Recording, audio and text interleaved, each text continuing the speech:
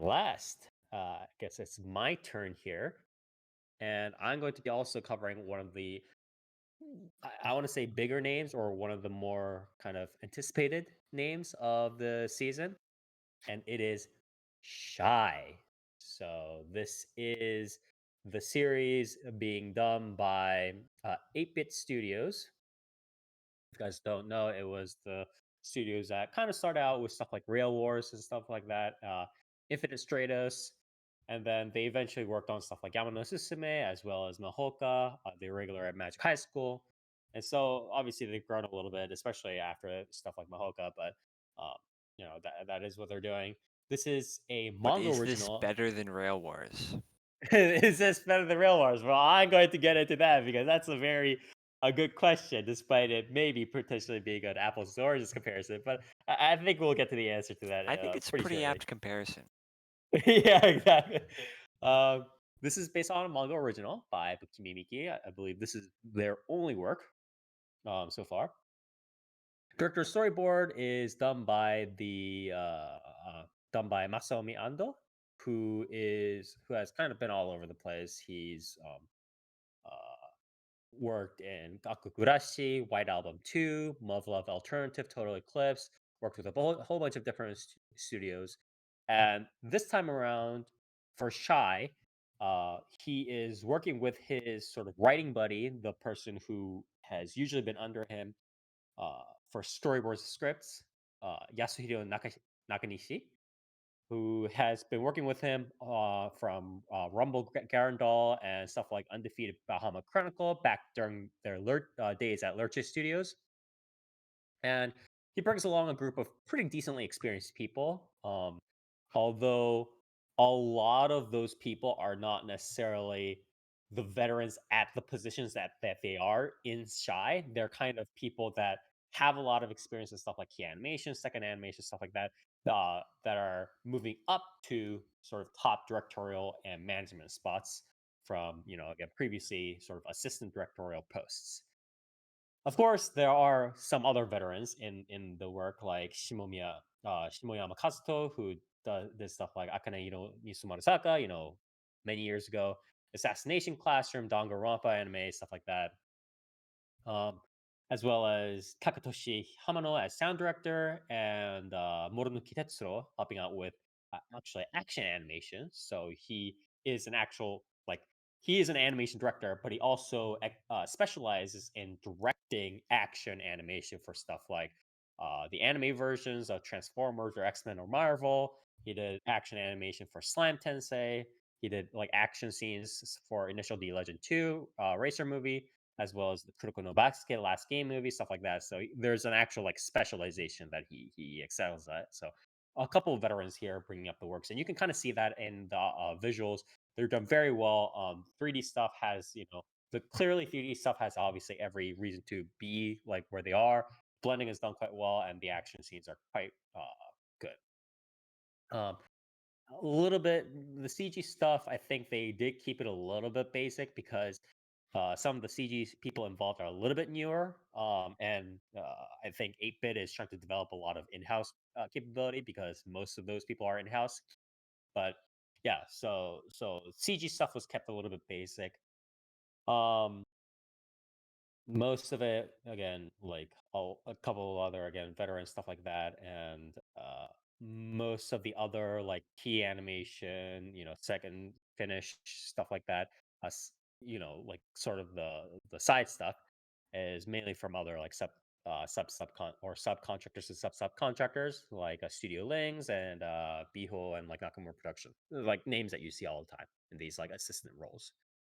So, again, visuals are pretty good. One thing I would like to kind of point out is that I'm not the biggest fan of the transformation scenes. I think they could have been better.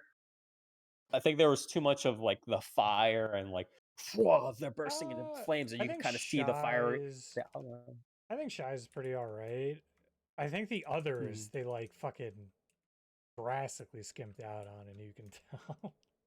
I actually like the thing is it's like the first full transformation secret sequence for Papacia um was okay because you could see, like, Yeah, for instance, her like, the HUD or whatever, stuff like that. yeah, That her was nice. truncated one But is like nothing.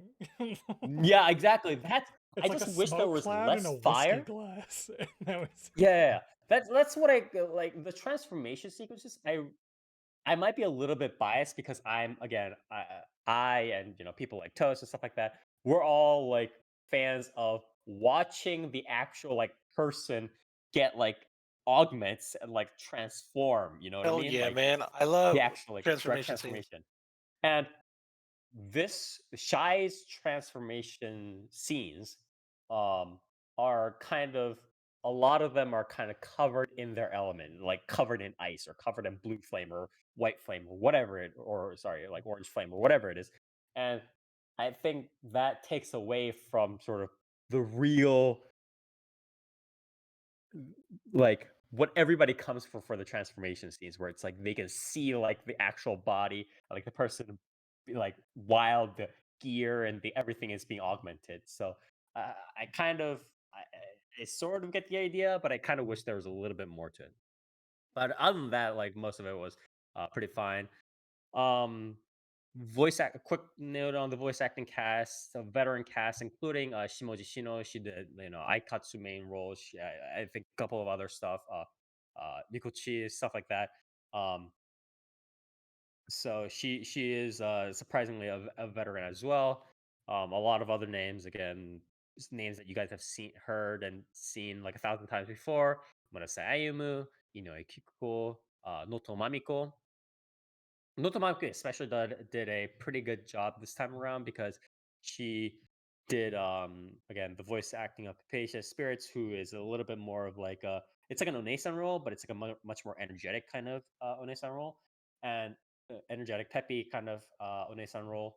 And I think usually her character, like the role she gets pigeonholed into, is like a much more calmer, like One-san kind of character and more graceful character. And so hearing Notomaniko fill out that more energetic role was pretty nice. Obviously, Saoshiro Miyuki, Tamura Mutsumi, or Toyama Nao, Hirakarina. Hirakarina, I was also pretty surprised at her sort of like very like crazy kind of psychopath voice kind of thing popping up. Sugita Tomokazu, Miki Shinichiro, stuff like that. Suzushiro Saimi. All, A-listers at the very least. So yeah, pretty good solid cast there. Opening, ending here. Opening Shiny Girl by Mindarin was very like standard J-Rock. There was nothing very impressive about it.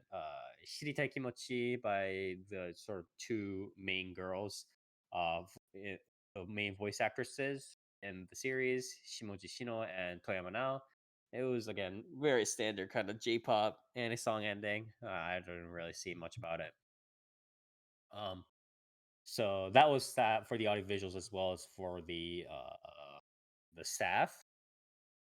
So going over the synopsis really quick here. So what happens is um the timeline is the world was going towards conflict and then superheroes or not superheroes, but individuals with superpowers appeared and they kind of helped maintain peace and got people out of trouble, save people from burning buildings, stuff like that.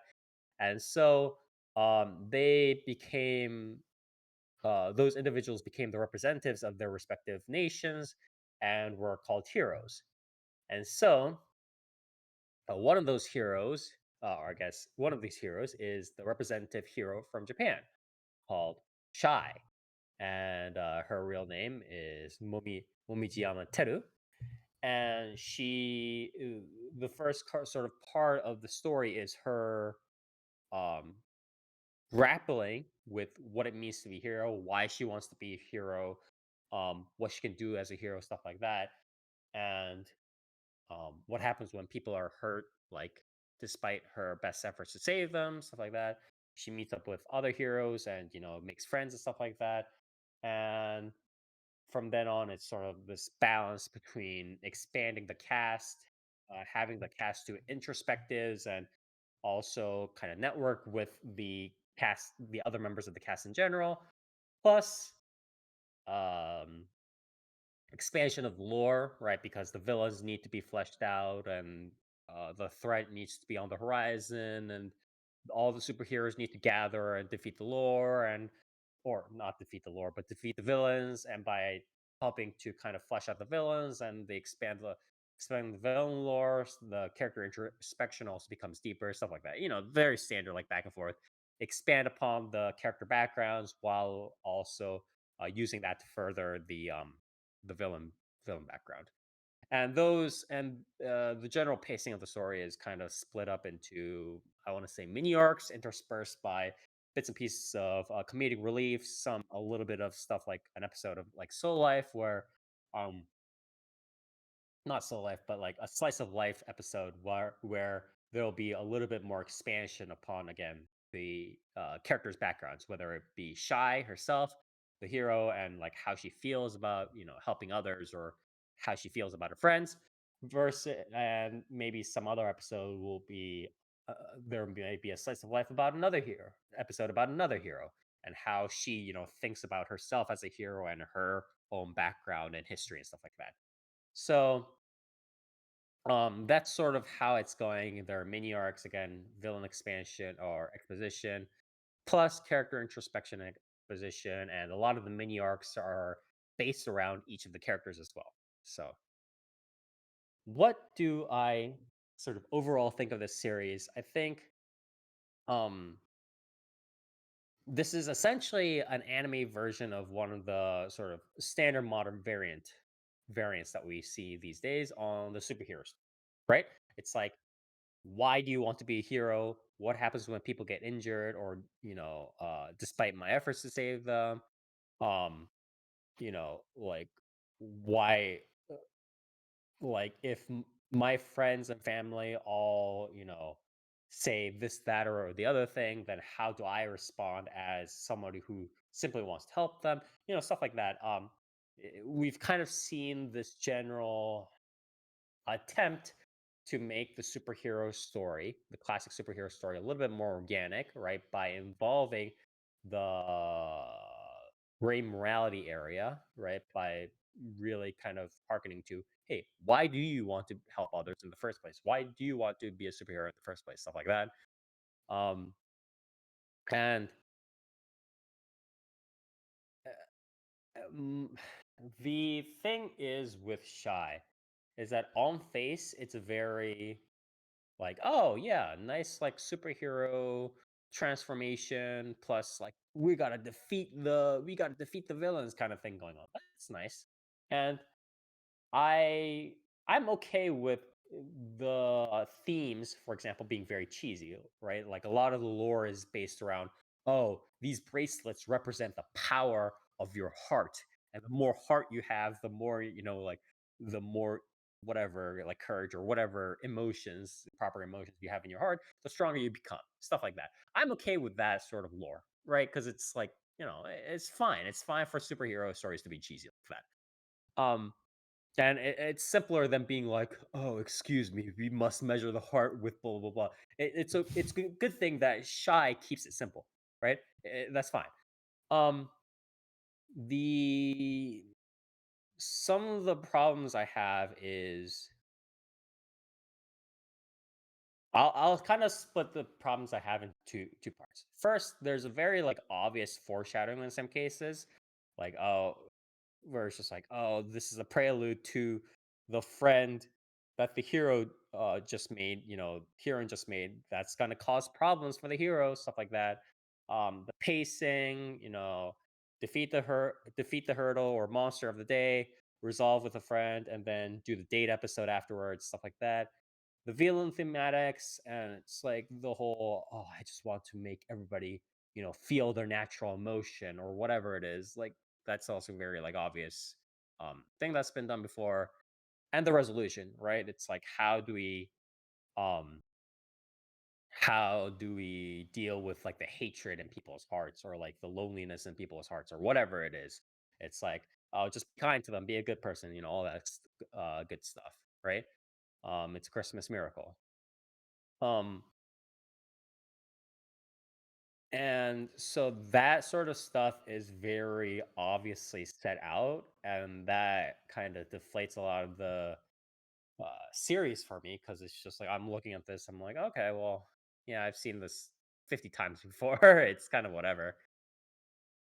And that sort of integrates with my second part of the problem, which is Shy doesn't really bring anything to the table that I would really consider worth watching, except for like the cheesy Superman punches by the heroine, right?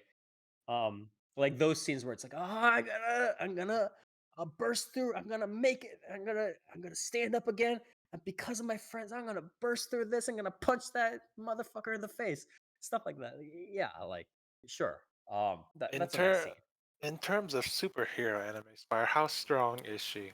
What's her power level? It's unknown because based upon how Infinite potential, on though. fire her heart is. Yeah, yeah, exactly. And she has infinite potential, so who knows? Who But can she beat in a fight? Can she beat either nobody or everybody. Again, that's like the whole like it's the part that's part of the lore where it's just like, oh, if you have enough heart, you Listen, can it's beat like everybody. Kamen And Rider again, that's a rules. very If you scream yeah, louder, you get more yeah, powerful. exactly, so you're exactly. saying she's powered by a G stone? She's powered by a law. Yeah. Uh, but what? Why is So the she second a part, hero, Spire? What makes her a heroine of justice? because Has she, she has wants she to help has other that people. Yeah, has she had that introspection yet? yeah, she's had that introspection, and it's again very standard. Like, because she has to. Was she saved as a little girl in a mysterious fire and then No, but the childhood friend, or not childhood friend, but the close The friend school was. friend was. So Yeah. yeah, exactly. So so is that why she wants to become a heroine? that's part of it, yes. But I mean, obviously there are So other you're reasons. saying she's only a heroine because she took up someone else's dream and it's not her own dream?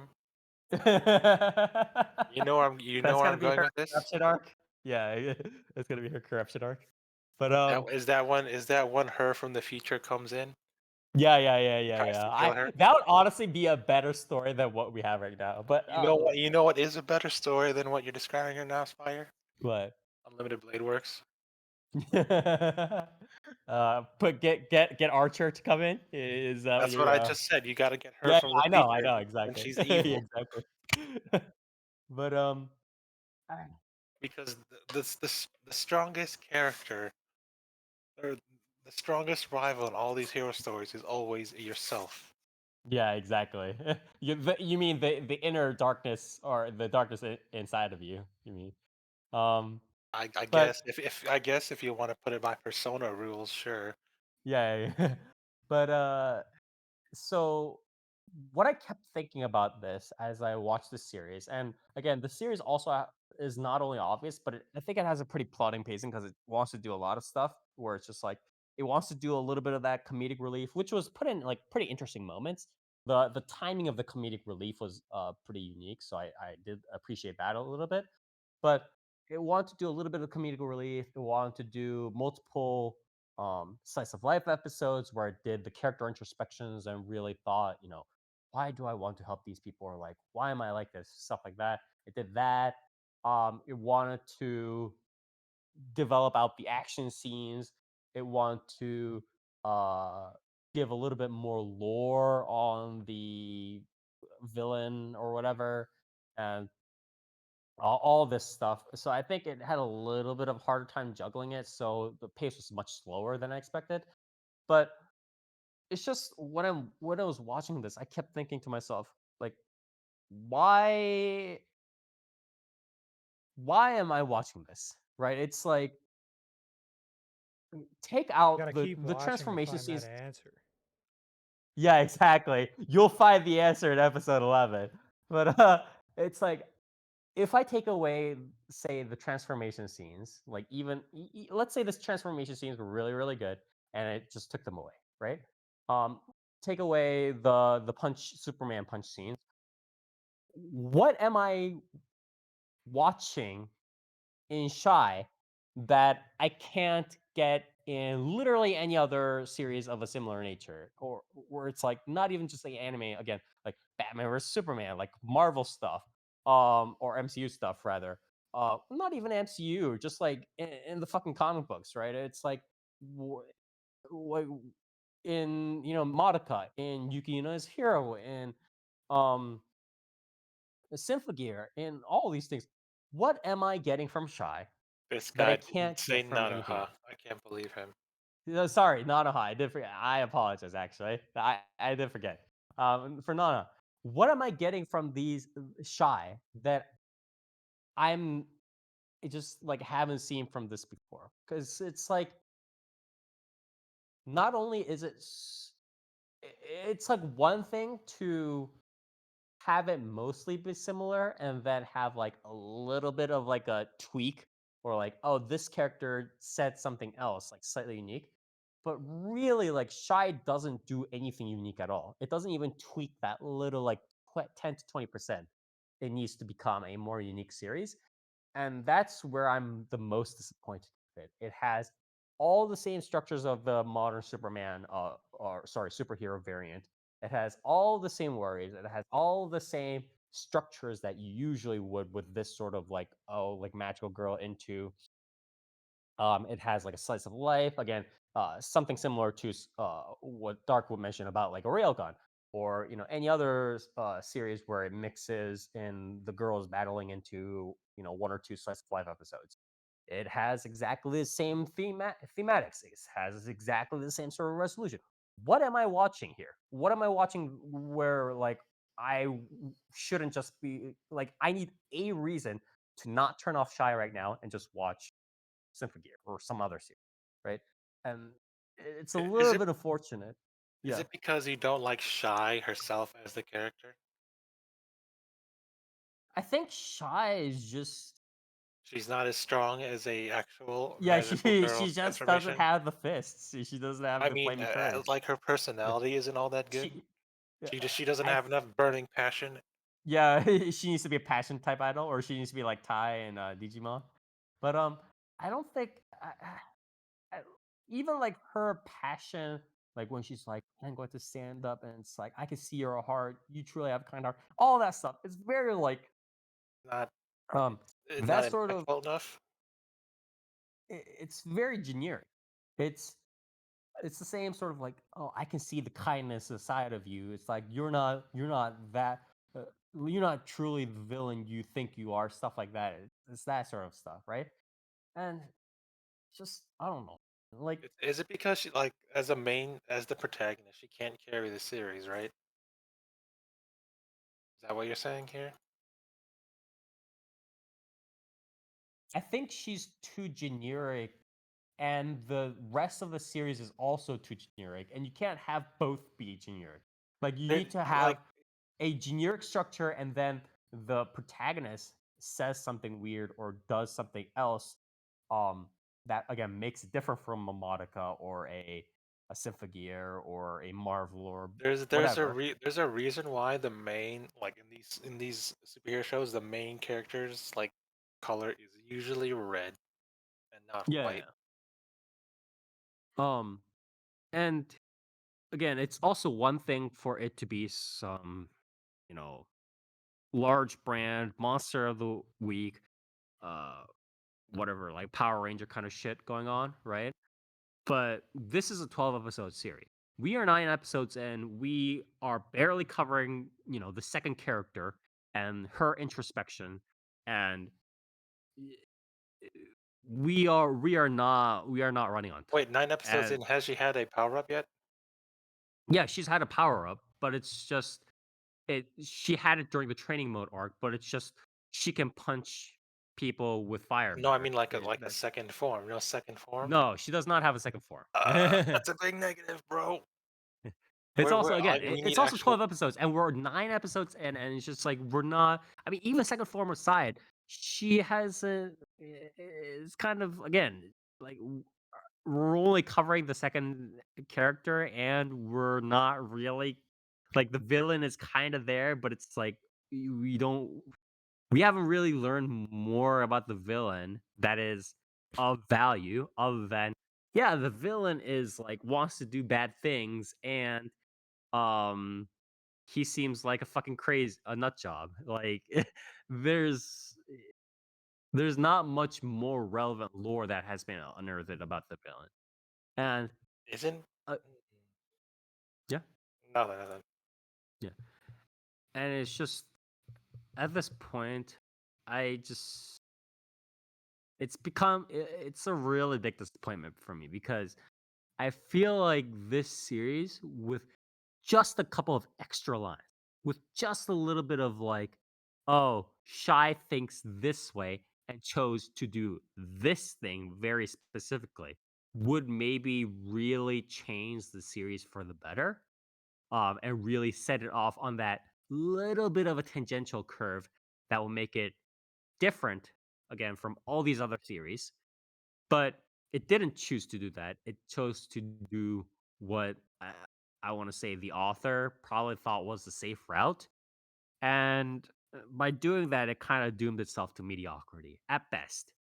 Um, and I just think it's just very disappointing. I don't know. It was, I it's kind of hard to get through because I kind of keep wanting to see more to because I keep expecting more from it because I feel like it should be okay, but it keeps kind of disappointing with the lack of what it's showing.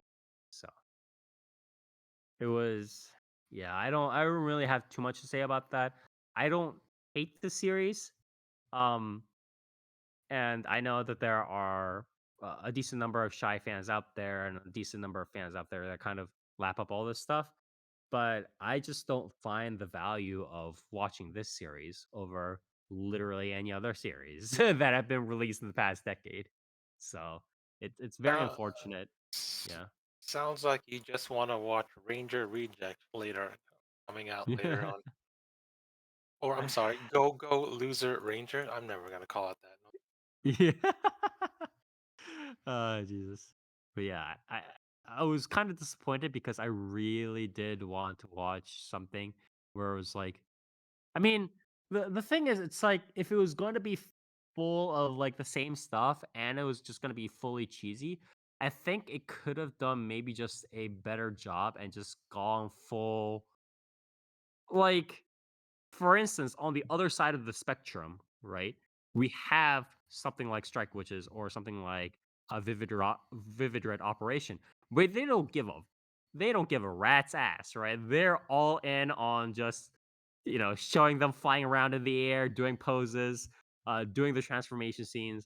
They don't give any hoots about any of the lore or why the girls are there or why why they're wearing bloomers while they're flying around, right?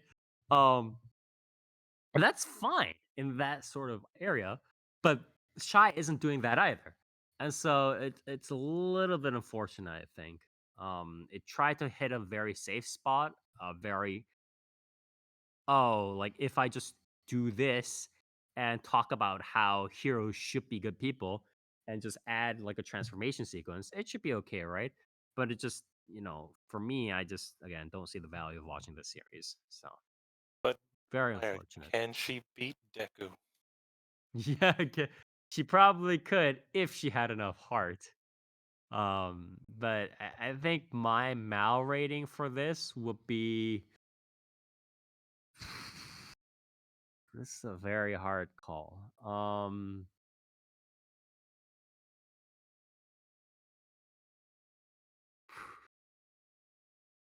It would probably be a 4.5 or a 5. Again, like, 5? Damn. I think on face, it's hard to be like, this thing is bad or whatever, in a sense where it's just like, it just has flaws.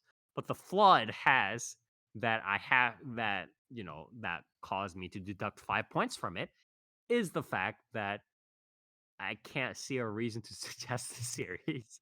I For me again, yeah, it has to do something good. It has to do blah blah blah, but ultimately, it has to bring something new to the table. A season one, a two has to bring something to the table that a season one doesn't have.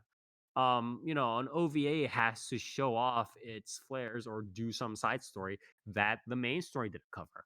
A movie has to show higher quality or show some part of the lore that the um the main story or the main anime didn't cover. Else, it's just a shitty truncation.